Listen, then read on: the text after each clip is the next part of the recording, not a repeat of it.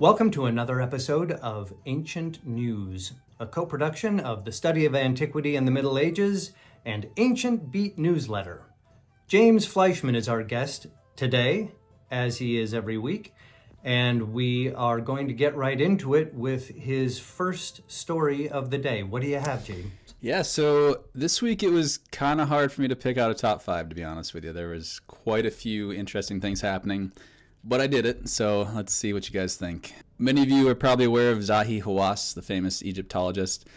He has announced that he believes that the mummy that he's currently studying is none other than Queen Nefertiti. His exact quote actually was, "I'm sure I'll reveal Nefertiti's mummy in a month or two."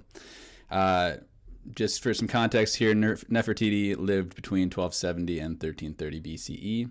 She was the wife of Akhenaten, and the two are pretty notorious for a religious revolution in Egypt, which focused on the worship of one god, the sun disk Aten.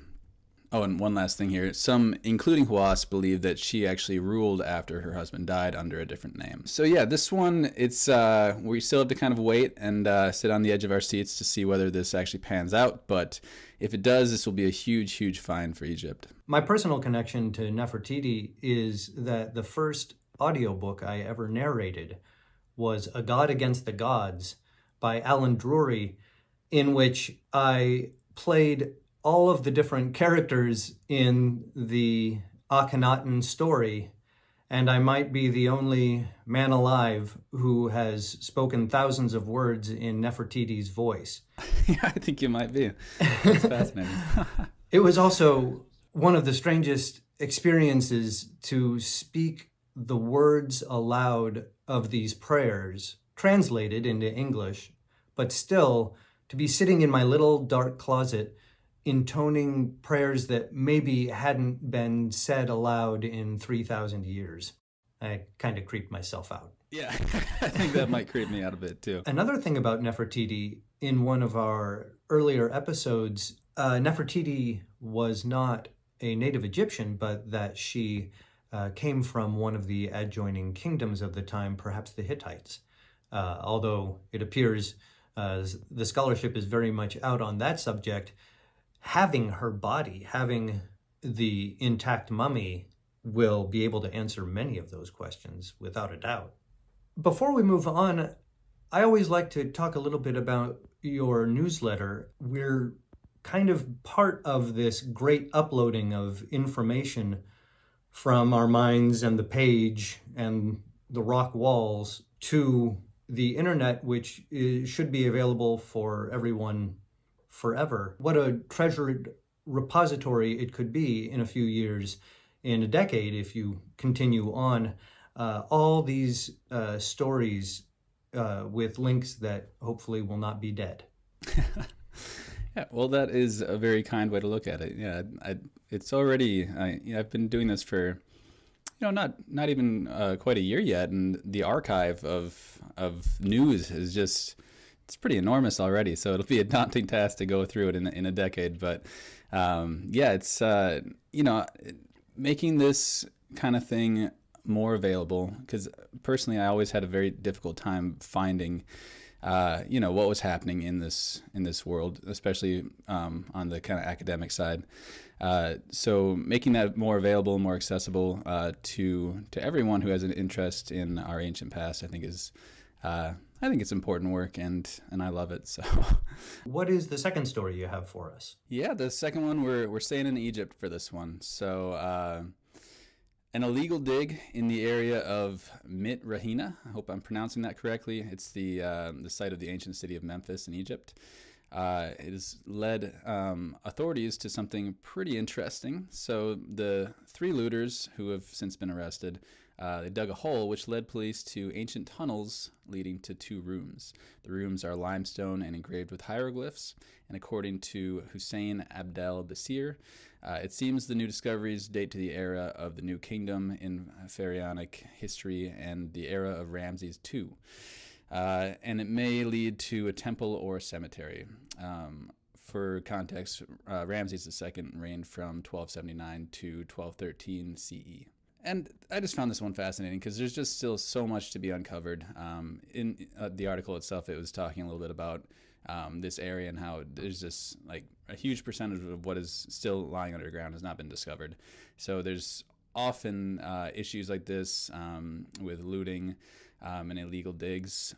Sometimes they lead us to valuable discoveries like this, and sometimes they lead us to lost artifacts that should be in the museum. So kind of a mixed bag, but an interesting story nonetheless. And it's, of course, reprehensible, the amount of grave robbery that's happened in Egypt, but I was just thinking of it from their point of view and what knowledge they must have and are employing in order to find these places before the archaeologists. Yeah, I was actually considering that myself. You know, where did they get this information from? How did they know that this was the place to dig? And how did, I guess, the authorities not know? Yes. I hope it's a cemetery. Yeah, that would lead to some interesting discoveries as well. All right. Moving on to our third story today. What do you have? All right. So a new study is shedding light on the transition from hunting and gathering to farming and herding. Researchers analyzed dung spherulites, which are tiny calcium carbonate clumps in dung. They found that between 12,800 and 12,300 years ago, hunter-gatherers at Abu Huraira, an archaeological site in Syria that has been occupied for thousands of years, burned dung as fuel. And they may have also kept animals near their dwellings. They're thinking probably sheep. This supports a small but growing body of evidence that ancient peoples may have tended animals before they cultivated plants, which goes against mainstream thought. According to the authors of the study, we were surprised when we realized the hunter-gatherers were bringing live animals to Abu Huraira between 12,800 and 12,300 years ago and keeping them outside their hut. This is almost 2,000 years earlier than what we have seen elsewhere, although it is in line with what we might expect from the Euphrates Valley. I love this one because I'm just fascinated by domestication in general and that transition, which, you know, we often think of as kind of an overnight thing, you know, how that very slowly kind of changed in kind of a one end of the spectrum to another. And I love to understand more about how that worked. And I'm always interested in stories that kind of flip the narrative a little bit. Cooperation and domestication is such a powerful and successful strategy. It probably predates humanity, that we've been interacting with the species around us and trying to mold them to our uses instead of just killing them and dragging them into the bushes. But of course, how far back can we prove it?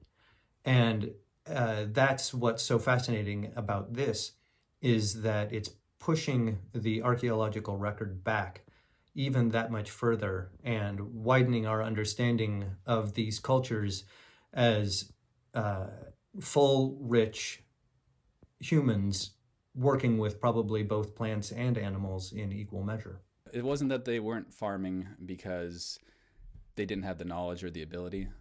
It was that they were choosing not to. I think it's also interesting to note that, you know, when we fully domesticate an animal, there's changes in their physiology. Like that lineage then has kind of evolutionary changes. If you look into kind of the change from wolf to dog, there's like certain even structural changes in the cranium that happen. So let's move on to, I think it's our fourth story of the day. Yeah, this one it's a pretty short story, but it's a very old story. So a 1.8 million year old tooth was found near Orismani in Georgia, and it was only about 20 kilometers from where human skulls of the same age were found around the turn of the millennium. Together, these are the oldest human remains ever found outside of Africa. And this new find solidifies that this area may have been a place where humans settled, making it the oldest known settlement in Europe and possibly anywhere outside of Africa. There's no word, as far as I could find, on the species that it belonged to, but Homo erectus seems likely. It's interesting that the first settlement outside of Africa would be found in Georgia when there's so much intervening land in between and nothing has been found along the coast of the Mediterranean. Perhaps it's submerged, the path that they took, or across the Anatolian highlands, It's only when we get to the Caucasus Mountains of Georgia that we start to find these ancient peoples. Quite a lot of fascinating pre-human discoveries to be made along that route. I imagine there's a lot still to be unearthed. The oldest known settlement, I think there's a lot. There's obviously a lot yet to be unearthed, and I'm sure that in coming years we're gonna learn a lot more about how our ancestors migrated. And I think that it's also worth, at least for me, maybe you already know this, and maybe I'll learn something here, but like, what constitutes a settlement? I think that maybe comes into it as well. Is it, they found some skulls, they found a tooth. Where does the settlement idea come from there rather than these just being remains? I think it's, the reason in this article that they put forth is because they're so, like, these remains from around the same period are so close together that it seems like there's a lot of activity there. But yeah, what does that mean for, if it is Homo erectus? Like, what was this settlement like? Is it a settlement like we would consider a settlement? And by the way, if anybody knows the answers to these questions, I'd love to hear them in the comments. Yes, please fill our comments with your wisdom. And then we are moving on to the final act of the show already, aren't we, James? We are indeed. This one might be my favorite. It's actually, the discovery took place in mid-August, so it's not quite so timely, but I hadn't seen it in the headlines before, and it took my imagination, so I figured I'd share it here. So while taking photos with students in the impressive 80-meter-long Yerkapi, I hope I'm pronouncing that correctly, tunnel at the site of Hattusa, which is the ancient capital of the Hittite Empire in Turkey, a member of the excavation team found symbols on the stone which apparently everybody else had missed. It's a very cool structure. It's very impressive, made of thousands of fairly large stones. The symbols are estimated to have been drawn 1,500 years ago, and they're thought to describe deities. That makes a lot of sense to me because caves, including artificial caves like this, have always been very important to our ancestors in terms of spiritual practices. So that's kind of what got my mind going there. But the discovery should give researchers a better understanding of what the tunnel was used for and why it was so important to the Hittites. It also indicates that hieroglyphics were widely used rather than being primarily used in seals and monumental inscriptions and that type of thing. According to Andreas Schachner, we have determined a total of 249 Anatolian hieroglyphs here, but they are not all different from each other. We can divide them into 8 groups in total. Since they are written with paint, we need to interpret them more in a graffiti style, and we think that they were done quickly. I love this one because it just shows, especially with it being something that's just kind of written quickly by, apparently someone maybe from the general public. It just gives a glimpse into their lives, like kind of a moment in their life where they did this.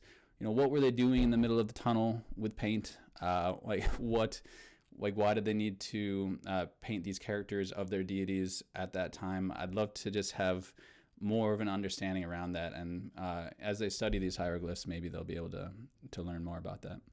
In the study I've done of the Hittites, the prevailing theory is that they were a top 10% elite autocracy who layered themselves on top of the indigenous peoples from the region. They became useful and then necessary to the running of the kingdom, and it may have been a soft takeover. At least that's what I've read. It occurs to me then that if these were done hastily in a tunnel, it may not have been done by the ruling class, but by that 90% of other cultures who they ruled over. Yeah, that's kind of what I'm assuming with this. And, it brings me to another point that they mentioned in the article, which was that, so the Hittites they used a lot of cuneiform, and then they also kind of had these hieroglyphs that they used.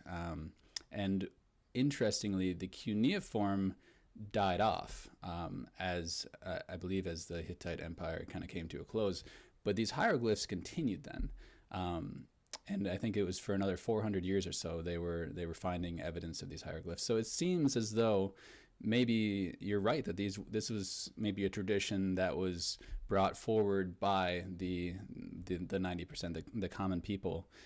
Even as empires rise and fall, the commoners are still kind of bringing forward their ways. So I thought that was a super interesting little aside there. Wow, thank you for those extra details. That is very fascinating, and I learned a lot. I know that we've talked about the Hittites a fair amount. I know it's a big interest of yours, so I thought this might be a good one to bring to the channel.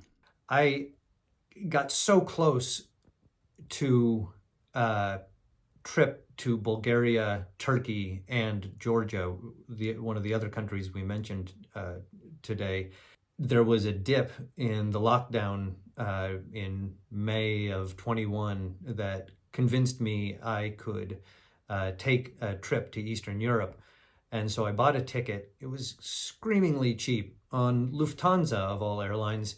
And I was going to fly into Sofia, Bulgaria, study the Black Sea routes of the peoples who traveled along the south coast, the ancient Greek settlements, go into Turkey, see Istanbul, then Hattusa and Göbekli Tepe and Çatalhöyük, and then go back to Istanbul and hop on a plane to Tbilisi and go hiking in Georgia, climb some mountains, and see the archaeological and historical sites they had to offer.